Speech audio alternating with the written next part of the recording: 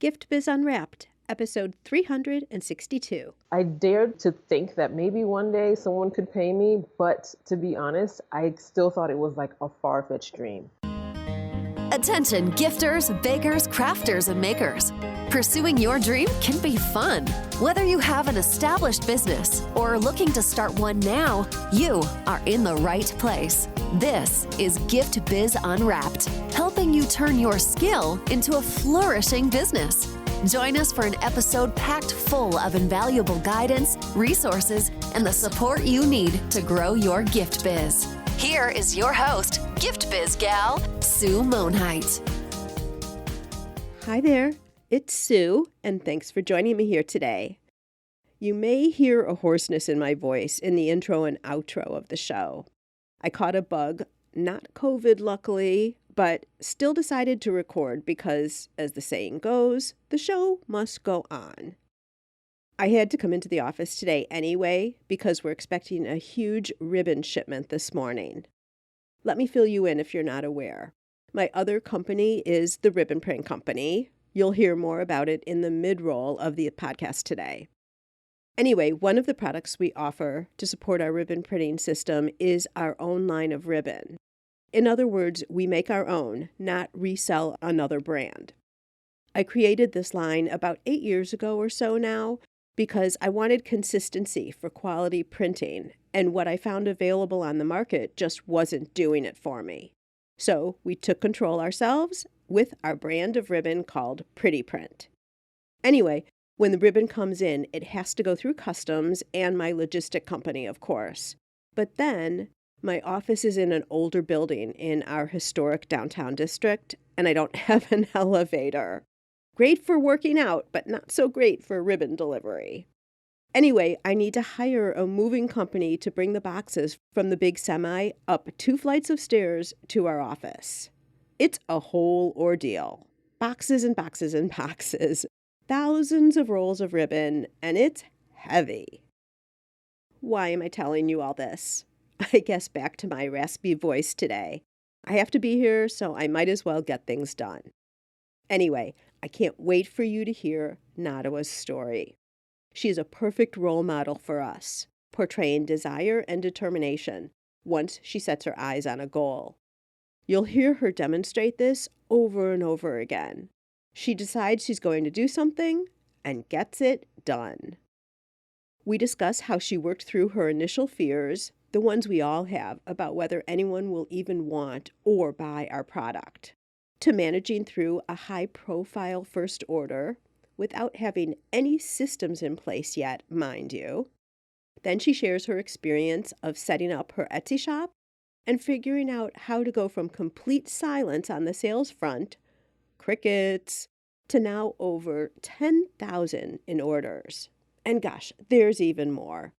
So without me spilling all the beans, let's jump over and hear about this all directly from Naa Ardua.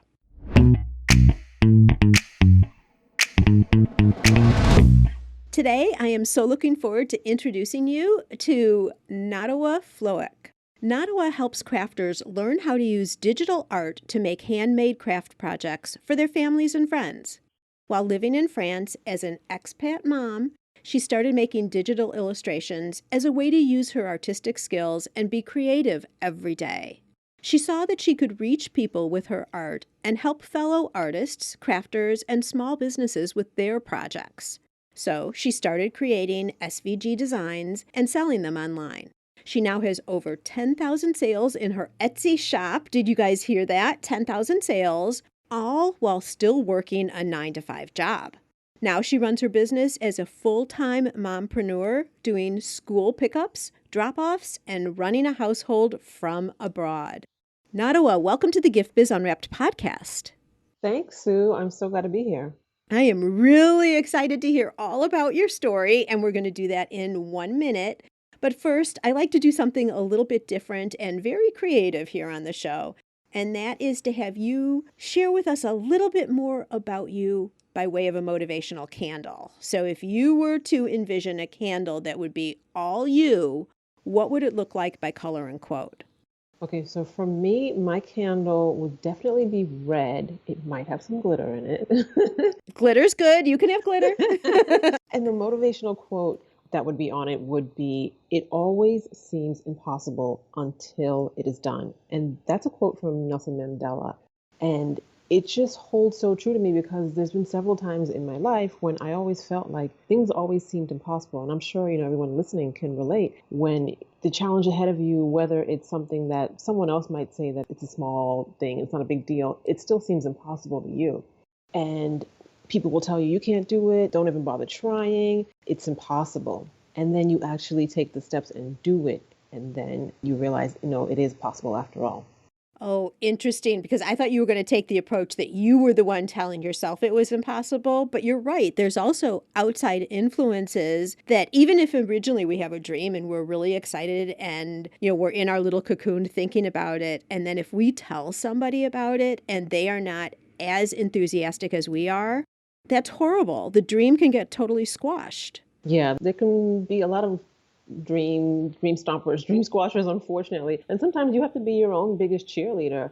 And that can seem impossible at the beginning. But once you keep plugging along, you realize, okay, I'm taking these little tiny steps and I've reached this first milestone and I've succeeded. And you can just keep going. And then all of a sudden you turn around and you look and see how far you've come. Yeah. And I love the optimism. And what you're saying is it is possible. And gosh, what if you don't even try? And you live your whole life wondering. I'd actually rather try and not have it work and then decide to either adjust it or move on to something else than never to try.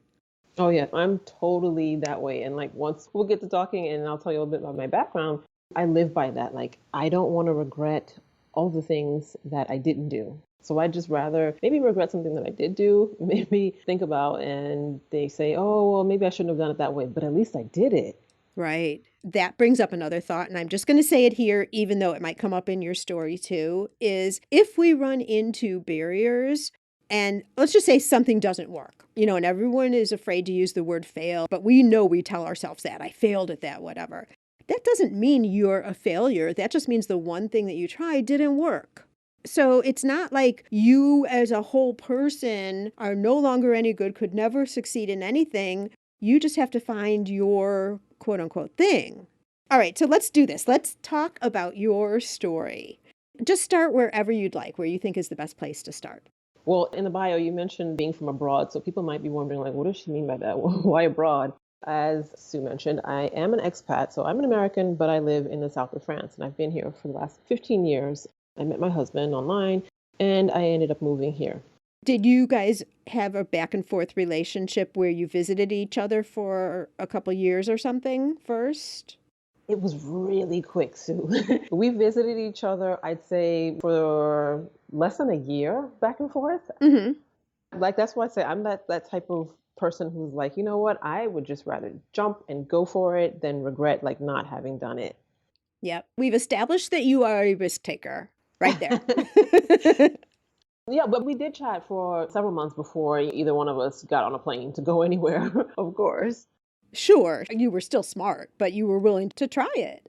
All right. So now you're together in the south of France. So jealous, by the way, but go ahead. Why can't we be doing this interview live? Like, I think I just need to come and see you. Yeah, exactly. We might have to do that for the next one. Okay, so there you are.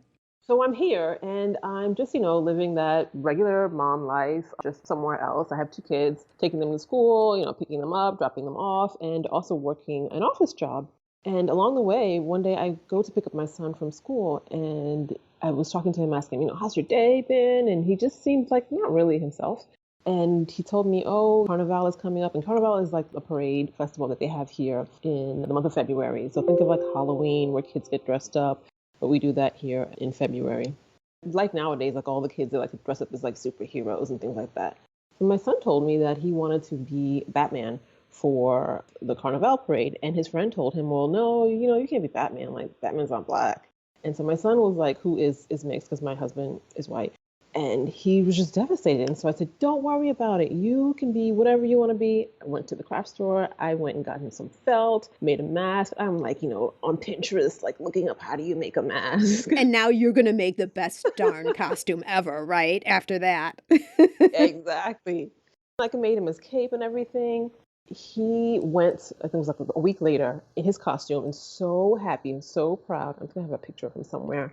And I was like, I will say, not to brag about myself, but I was pretty darn happy. Yeah, you can brag. It's okay. Yeah, with my homemade mom costume, I was pretty darn happy about it. So he went and he was just so excited that, he got to dress up as his favorite superhero. And it got me to thinking like, okay, well, maybe his friend was thinking this because like he doesn't see a lot of superheroes. Like at the time there was, it was before like Marvel had started introducing all of these like different multicultural superheroes. So he probably just doesn't see a lot of these different cultural characters in public. And I'm thinking, okay, what can I do with my artistic background to change that narrative? And I just thought, okay, I can draw. So what could I do with that? I started looking online how I could make digital drawings because up until then I had only been drawing, like I've been painting on canvas, I've been drawing in sketchbooks. And it was a challenge for me because just like anything new, we kind of talk ourselves out of it thinking, oh, this is like the younger crowd, like, maybe you're too old to do this. But every night I would sit in front of my computer after the kids were in bed and just give myself 15 minutes and say, okay, for 15 minutes, you're going to focus on this. You can do it. Follow this tutorial. Even if it doesn't look perfect, even if you have to like rewind 100 times, just keep going. And I would do that for several months. And so it went on for like maybe 6 months eventually. So you were teaching yourself online through YouTube videos or?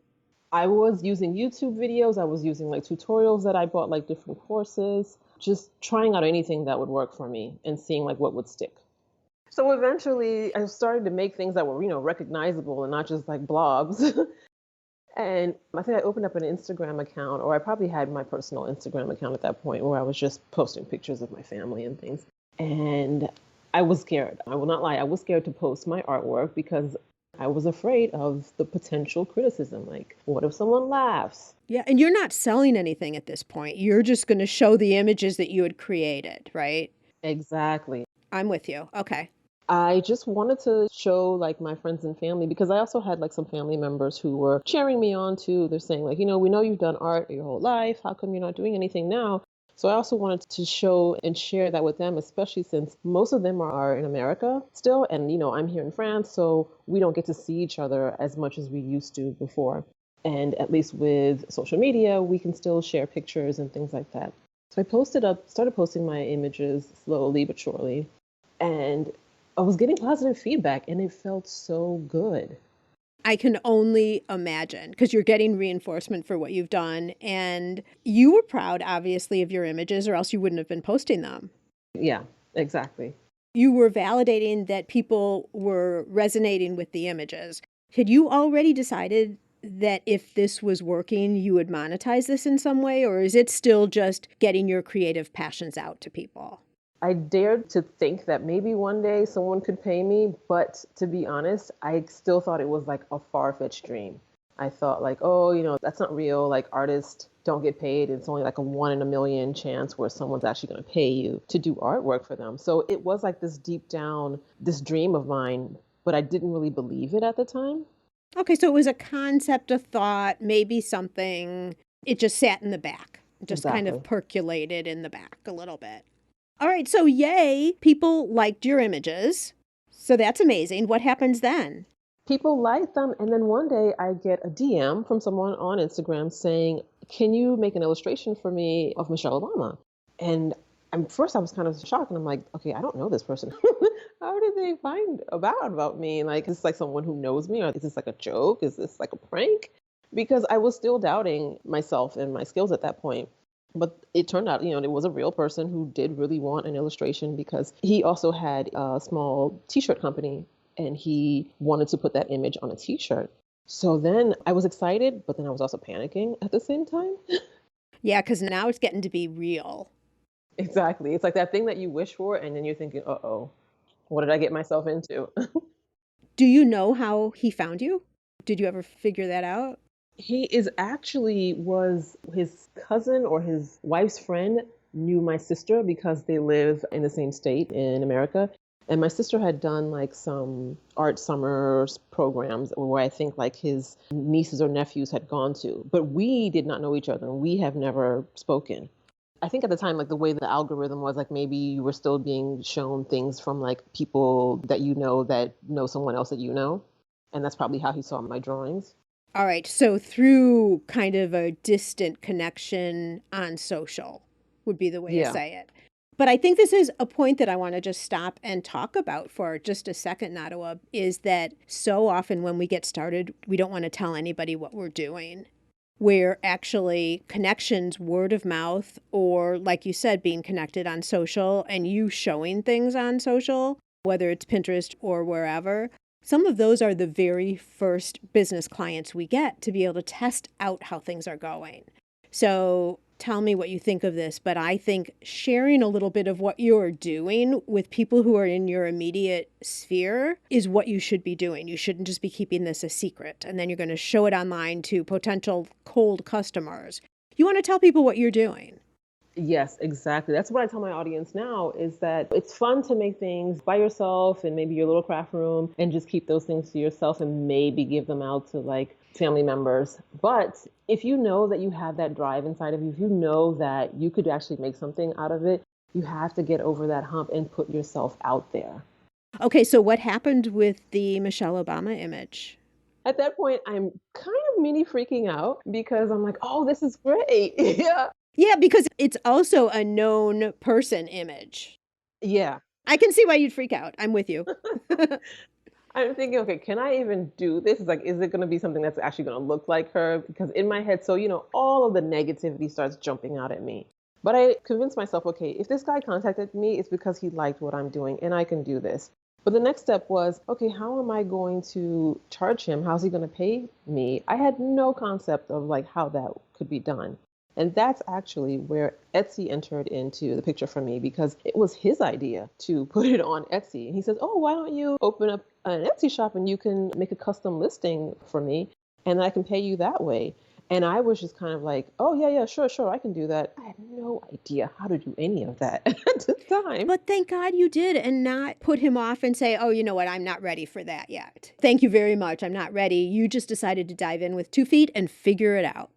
Exactly. So I just hop on Etsy and I start reading, okay, how do you open up an Etsy shop? How do you hook up your bank account with that? It wasn't something that was so impossible to do because I figured, okay, there's so many people on Etsy. And Etsy was a platform that I had used already, but as a customer, not as a seller. And I opened up my shop just from this one customer who wanted a personal illustration from me. And it was amazing to me that I could reach someone on the other side of the world and start a quote unquote business, because at the time for me, it was a quote unquote business. And what year was this? This was in 2017. All right, so not that long ago. 5 years, we'll call it. Little less than maybe 5 years, depending on the month. Okay, very exciting. And yeah, I mean, I think that first contact and you setting it up and seeing that the whole thing worked, I would imagine just opened up your mind to what is possible. It did. I was still shocked from the fact that it could happen and that we live in this digital age where things like that are common everyday events now. So did you and your husband have like a mini celebration when it worked? I was already celebrating. I was running around like, telling everyone in the house, like my kids, my husband, calling up my cousin, like, oh, you won't believe this. This guy ordered something from me. Yay, how exciting. Exactly. All right, so now what? So then I do the illustration for him. He pays, it works out just fine. But then I have this shop and I'm thinking, okay, I need to start putting some other things in there. I can't have a shop with one thing. And I start making clip art. And I think I had maybe 10 or 12 things in there. And I just kind of like sat back, folded my arms and just like waited for the sales to come in. Sue, that is not what happened. It was crickets. Okay, thank you very much. I've been talking about this. Actually, when this show airs, I've been talking about this a lot last month. So, yes, keep on. And I'm so glad you said that. You already saw validation with even that one sale, but you can't just put things up and expect people to know about it. Even an established platform like Etsy. Okay, so no one's coming. Did you get discouraged? No one's coming. Of course, I got discouraged and I was thinking, okay, maybe that was just a fluke. Maybe all of the maybes, all of the negativity started creeping up again in my head, thinking, oh, you know what? That was just a fluke. You should just let it go and just like stick to your day job and it's just never going to happen. But then I started thinking, okay, you know what? All these other people who are on Etsy and I can go in their shop and see that they're making sales, there must be something to it. It is possible to do it. And I started looking for help. So I started taking courses from other people who were Etsy experts who were selling well on the platform. Because I think we also tend to think that we can do everything ourselves. Sometimes you can. Sometimes there are some people that, they can just bootstrap everything from A to Z and that works for them. But that doesn't work for everyone. And I think there are times when we do need a little bit of help. So I reached out to different people, started taking their courses and learning about like how do I get my product seen on Etsy. Even before thinking about how I get my product seen on Etsy, did I have the right products on Etsy? Was I making things that people wanted to see and buy? Oh, very good point. Like aligned with the audience who's on Etsy and what are they looking for? Exactly. Up until that point, was just putting out clip art that I thought was cute. And, I thought in my head, well, that's pretty cute. And there was like no cohesion to it. So it was like a whole bunch of different things. Like one day, maybe I feel like drawing a rainbow. And then the other day, maybe I'll draw a hammer. It was just a mess. And I finally talked to someone and listened to their advice, and they guided me in the direction of, okay, what kind of products do you see that are selling on Etsy? What kind of products do you want to make? What kind of audience do you want to attract? All of those different things that I think in the beginning, you don't necessarily know, and you don't know that you don't know it. And so it's good to get help to find out how to do it. So I changed my shop direction completely, started looking in areas where I could find people that were looking for the things that I was interested in making and things that they wanted to buy. I would go on Facebook and look in different forums and just like look at the questions that people were asking. Like they were saying, oh, I can't find an illustration of like a grandma or like an African American grandfather. And I'm thinking, ding, ding, ding, ding, ding, light bulb. This is something that you can do. Put that in your shop. Those customers are already there. So listen to the people that are making these requests because that will get you the sales that you're looking for. And you know what, Sue? It worked. People started buying things from my Etsy shop. My SVGs started selling once I had like changed my shop to SVGs completely. So, isn't it kind of amazing that when you offer what people want, you start getting sales Yeah. versus trying to convince people that they want your product? Yes. I mean, that's a huge point I see because there are people who are makers can make a million different things. But until you validate that there's a market, people are interested in buying, not you pushing it and convincing them, but them being attracted to you because of what your products are, it's so much easier. Yeah. We make it so difficult when it doesn't have to be. Yeah. Oh my gosh, you are providing so many good points here already. I am so excited to keep going here. For people who are on Etsy, I'm going to guess, because I don't want to sit on this topic for too long, but I'm going to guess you also educated yourself on Etsy. Like, how do you put keywords in so people will find your shop and find your products and the imaging and all of that? You did all of your learning about that also. Yeah, definitely. Okay. Was there anything that was surprising to you that you learned as you were getting prepared for your shop on Etsy? Like any major one single tip about selling on Etsy that you could share? Other than listening to the feedback from potential customers, if you don't have any customers yet, and maybe your first customers that come in the door, I would also say learning about how the platform works. Like you were saying about using keywords and tags and all those things. In the beginning, that was also something that I just completely ignored because I figured I don't need to know anything about that. Like, Etsy handbook guide, I don't need that. Like, I can do this. I got it. But when I actually started looking into that and joining the Etsy forums and listening to other sellers and just reading the material that the platform puts out for people, it just changed everything. Okay, so good point. First off, and I've heard this before, that Etsy has a lot of really, really good support materials. So you can go right there and find it. And did you see that then when you were implementing those concepts and what you were learning, that you saw traction and things started growing in terms of your Etsy sales? I did. And then I Okay. realized, okay, this is also another light bulb. Like, take advantage of the resources that they are openly sharing with us.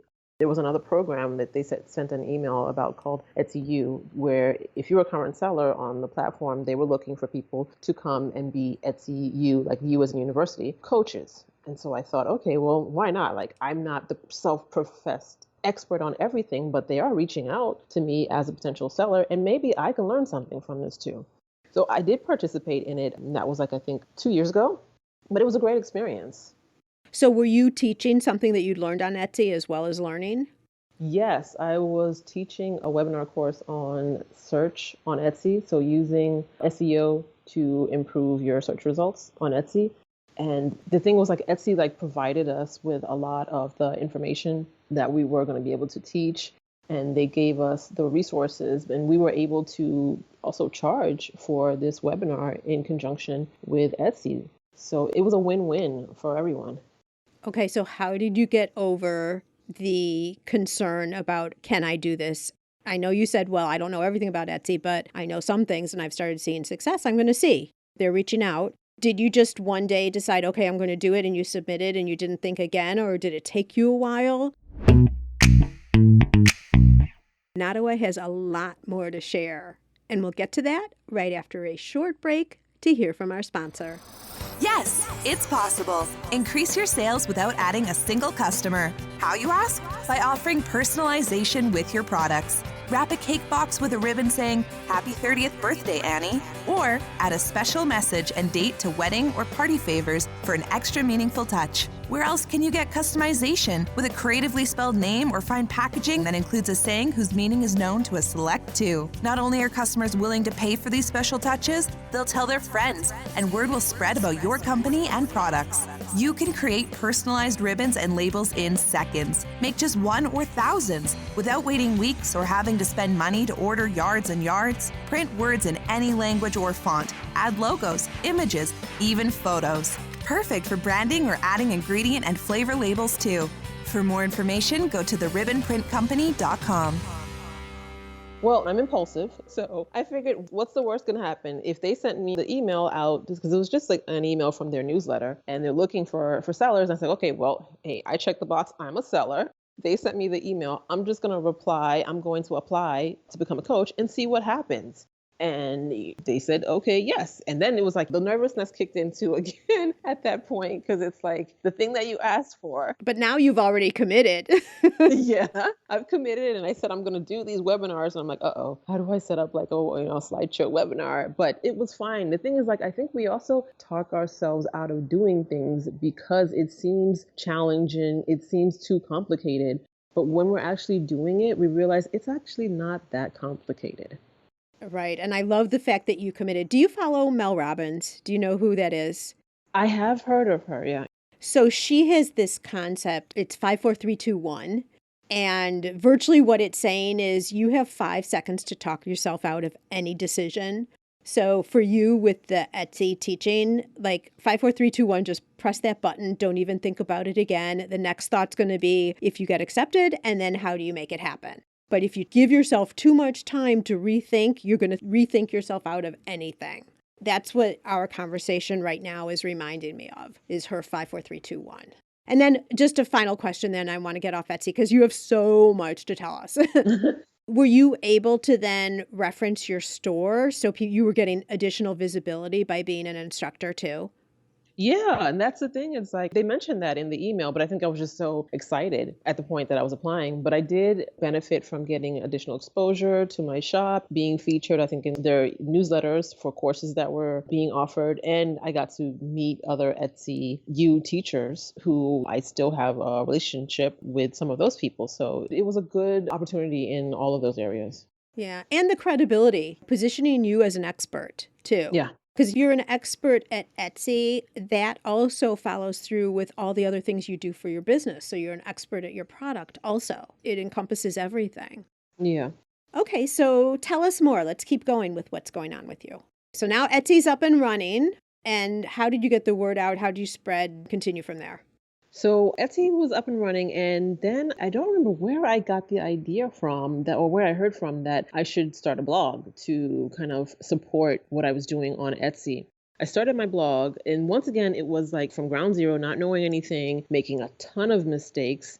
And you think like at one point I would learn like, Nado, you've already done these mistakes. Like, why do you keep going back and making the same mistakes? But starting without knowing anything and then going back and getting help for that. So the same thing happened with my blog, where in the beginning there was no traction, there was no traffic. And I was just thinking, this is going to be great. It's going to send me so much traffic to my shop, and crickets again.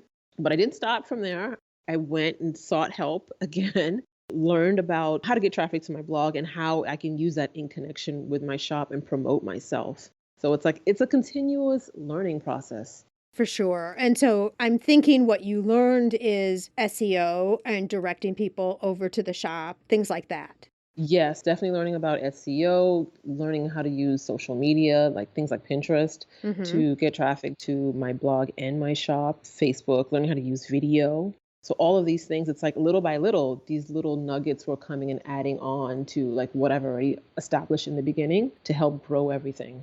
Right. I think what I'm continue to hear from you, and I get the fact that you say that I should have learned, but that's just your nature, right? I mean, I see it. You're a doer. You have an idea, you decide to do something, and you get started, right? And then if Yeah. you see that it's not working, then you go back and figure it out. But at least you've started something versus thinking about it and thinking about it and thinking about it. And I guess that's what I really want to underline right here is you might not know everything, but taking that action to get started is so important. So with the blog, were you then putting it on your own website, or where was that content residing? So yeah, the blog is like completely separate. It's on WordPress. Once again, that was something I started out on a different platform and eventually migrated over to WordPress. And WordPress is like, for anyone who doesn't know about that, I'm probably going to mess up like how to explain it, but just it's like it's an independent place that you can have your blog. It's not sitting on like Etsy or something else like that, because Etsy does give people the opportunity to have a blog with them, but I didn't want to go that route. But is it a WordPress.org site, not WordPress.com? I always get them mixed up. It's the one that's independent and the one that like you have to pay for hosting. I always get them mixed up, like which is which.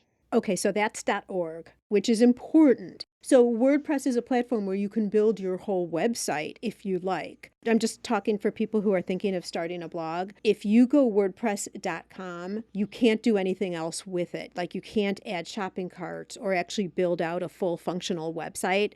So if you're considering a WordPress account, make sure it's WordPress.org, but just not .com for sure. Big warning signal, unless you just want to write and put things out there, and that's it. But if you want to build it further, which those are the listeners, people who are in business, right? So yeah, WordPress.org. Wonderful. So now you have your Etsy site and you have your WordPress site where you're putting the blog. How are you deciding what your articles were going to be, what you're going to write about? That's where SEO comes into play. Not only SEO, but SEO and also what my customers want to hear and how I can help them. So sometimes they would come from customer questions, like questions that I got from people about how to use an SVG, what kind of machine they can use it on, just things like that. And it's also questions that I would see in different Facebook groups that I was a part of, where people would have a question or an idea or something that they were maybe stuck on. Some of those turned into like my biggest blog posts. Yeah, and I've taken a look at that, and you have a very well built out library of blog articles. So how often are you adding to your blog right now? I would say now recently, since I've just started going full time with everything, because up until now, up until like the end of last year, I was still working part time in the office for someone else and then working on my business. And so I was putting in maybe about 2 to 3 blog posts per week. Whoa. And now I look back and I'm like, how did I do that? Because even now when I think I have so much time, I'm like, I can get out just 2. That seems like enough for me, though, with all the other things that you're doing, because not only do you want to write the article, just like a website, when you were talking about putting your product on Etsy and then you have to tell people, if you write a blog article, you also have to tell people. You have to market the article too, right? So it's not just writing it and putting it up, because again, people aren't going to read it unless they know it's there. I want to tell you, Sue, I do get help with the writing part of it because I knew I wanted to leave my job and I knew I needed to get more traffic and get more sales. And to do that, I said, okay, I have to like get help from the outside. So I do use a content writer to help me write the blog posts. So that person does that and she actually writes the majority of the posts, but Even then, there's still a lot to do. There's still a lot like putting in the pictures, putting in video, formatting everything, adding affiliate links, choosing like the titles. It's still a lot of work, even with a content writer. Yeah, and the whole strategy of what are the articles going to be about and all of that. No, you definitely need help, and there's nothing wrong with that. This is part of the overall strategy, and you're still providing value to your audience. And it's still coming from you too, because I know you read them before you let them go. I mean, you have to Oh, really yeah. see them. So, yeah, that's all good. Okay, so let's talk about the entrance of Pinterest in particular. I have to tell you, Nadua, our audience is so interested right now in Pinterest. It used to be everything Facebook, Instagram, all of that, and I'm not knocking it. There's a lot going on over there for sure. But Pinterest is becoming more and more of something that people are like stopping in their tracks and paying attention to now. And it sounds to me like you've been looking at Pinterest this whole way. Oh yeah, I love Pinterest. Like if I could put like a big red heart on it Aww. everywhere, I love Pinterest. And even though it's recently gone into a lot of changes because of other social media apps that have come along, like TikTok, and now everyone, is like, oh, you've got to do video. I still support Pinterest and it still supports me. It's the biggest traffic driver to my blog and to my Etsy shop as far as social is concerned. Interesting. And so share with me a little bit about how you're using the platform and what you're doing with it. In the beginning, I would pin straight from my Etsy shop. I don't know, a lot of people may not know that they have this feature in Etsy, like in your back end of your shop, you can choose like social and then you can pin things from your shop straight out to Pinterest. And that was working well for me. But then once I started using my blog, I wanted to like add more to that. And I would make pins. So basically like the same way that you have a post on Instagram or something like that. But I would make the pins using an outside resource like Canva and then post that onto my Pinterest boards. And I realized that they were getting a lot of views. People were saving them. People were clicking on them and coming back to my blog, reading my articles, getting my tips. And I was just getting a lot of traffic from there. So I just kept going with that. So I would make what they call static pins, which are just like non-moving images. Mm-hmm. And then I started doing videos. And the videos, like, they weren't complicated. At the beginning, there's like slideshows that I would just download as MP3s, MP4s. I feel like I might be getting a little too technical, or maybe not. No, that's okay. Okay. Yeah, I would just download them as little MP4s and pin that onto Pinterest as well. And that just kept getting more traffic. But recently, they have shifted over to what they call idea pins. It's sort of like what Instagram is doing with Reels and what TikTok has. And I think even Facebook is doing Reels now. So they're still pins, but they don't link out to, let's say, your shop or your website. They kind of keep people on the platform, which people aren't used to Pinterest doing that because Pinterest before in the past, it was more of like a search engine than social media. Like people go there because they're looking for something. So they have things on their homepage that they've already searched for before, or they just type into the search bar, let's say like they're planning a wedding or they want to shop for like decorating their house and they want like candles or like wreaths. And they would type that in and they would get all of these pins. And then before, people were able to click on that pin and go straight to your shop or straight to your website or straight to your blog. And now with the idea pins, you can't necessarily do that. Well, at this time, that probably could change in the future, but it does have other benefits to it. You can link affiliate links to them. You get like followers with them, which actually lead people to come back to your main Pinterest page, gets you more visibility that way. And from what I've been hearing, this hasn't happened to me personally, although the idea pins are still working great for me. Like I'm using them and I'm benefiting from the affiliate link side of it. But people that I've heard about are getting sponsors. Like they're getting sponsorships by working on Pinterest. They put their idea pins up and maybe like there's some brand that sees it and they think, okay, I want to work with you with I keep going back to candles. I've got candles on my mind, but maybe they make candles. Oh, that works for me. They make candles and you have a blog, like maybe you're like a mom blog or something, and they want to sponsor you. So it's like you don't only have to be on other programs like Instagram or TikTok to get sponsors. You can do that on Pinterest as well. And they've also got this live option, which I'm hoping to get into. So for right now, they're picking people who they want to choose to basically you get a slot to come onto Pinterest and demonstrate live something that you do. So for me, it would be digital drawing. Maybe for someone else who has a cooking blog, it would be coming on there and making a recipe, like maybe your favorite chocolate cake. So they are picking certain content creators right now to do those live videos. That is like my Pinterest love.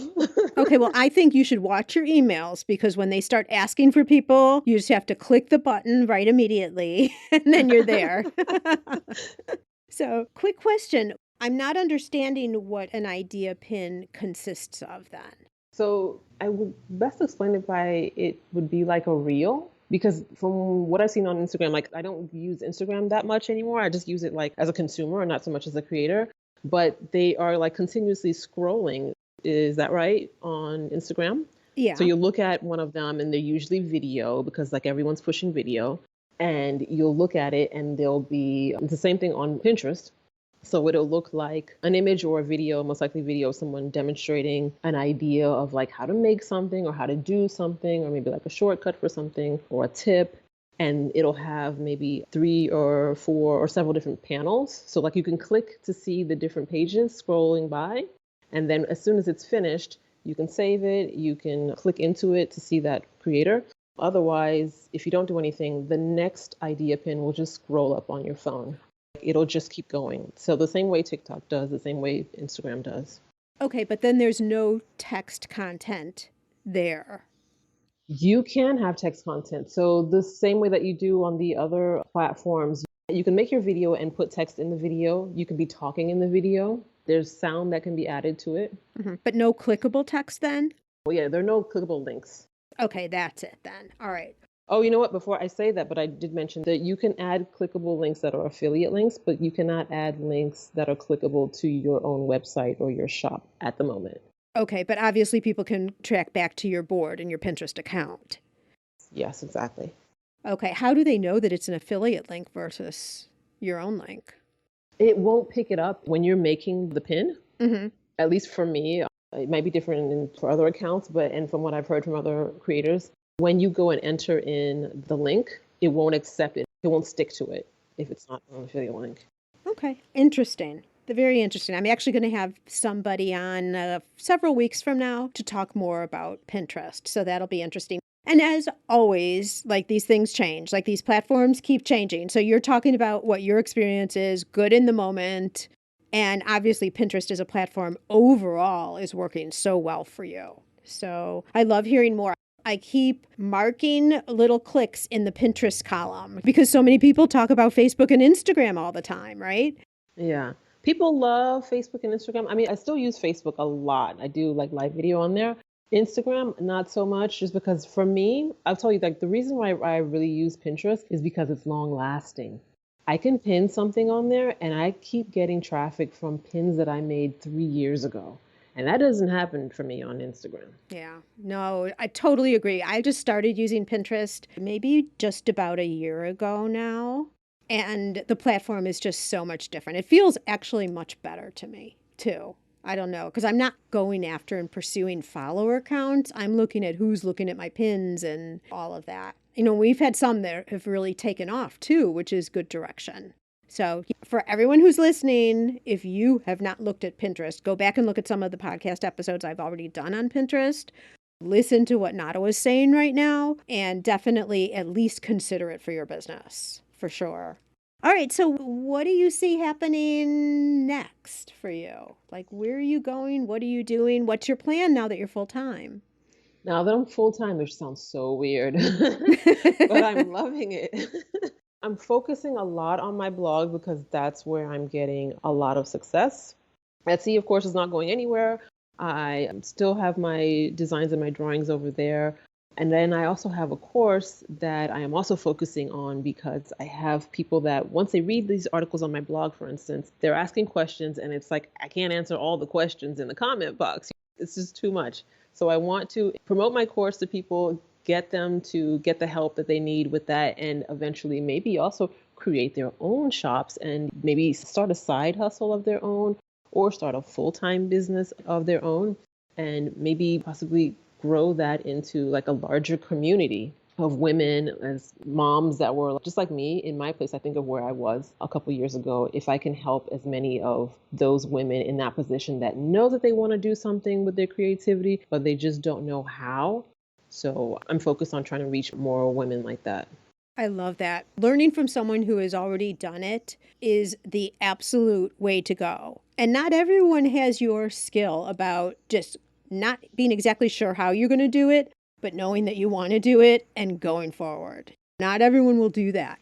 So having you as a resource who can help them, I think is going to be really, really valuable to a lot of women. Love that you're doing it. I look forward to hearing what happens more with that. The course is already available. As you're expanding it, there'll just be more to come, is what I'm hearing. Wonderful. Well, where can people go online and see all this? They can find me at Paperflow Designs, which is PAPERFLO Designs with an S on the end.com. And of course, you'll find me also on Pinterest and Facebook, all under Paperflow Designs. Wonderful. And I suggest to everybody go take a look at her Pinterest account so you can kind of merge what you're seeing then with what we've been talking about here.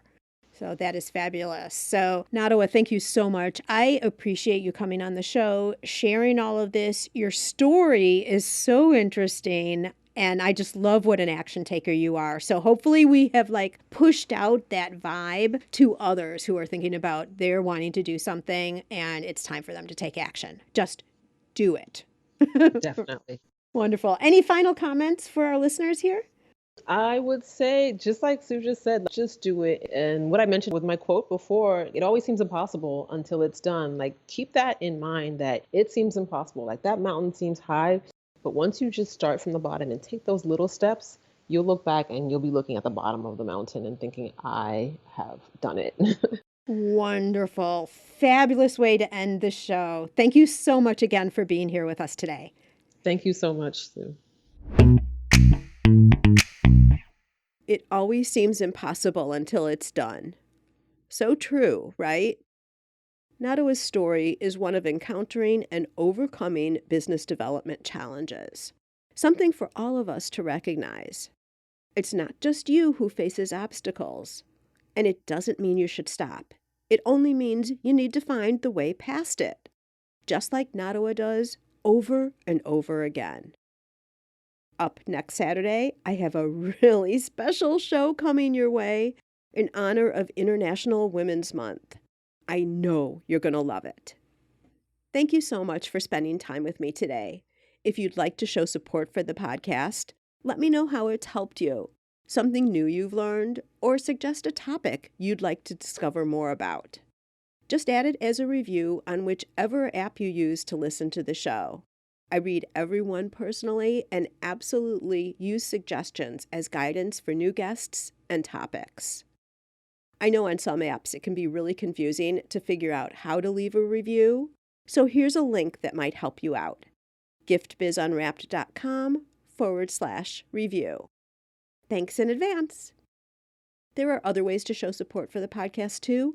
You can visit my merch shop for a wide variety of inspirational items like mugs, t-shirts, water bottles, and even more.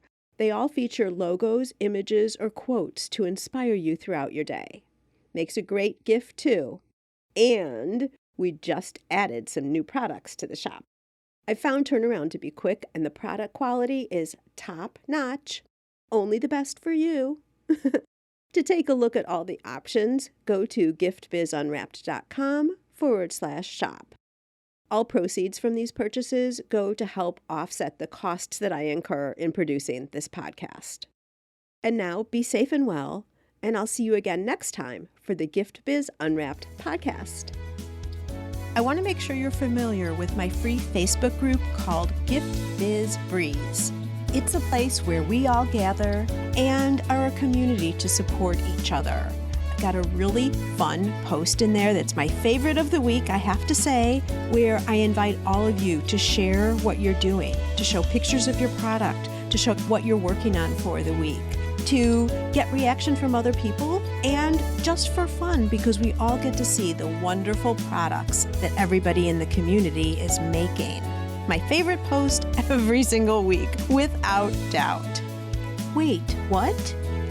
Aren't you part of the group already?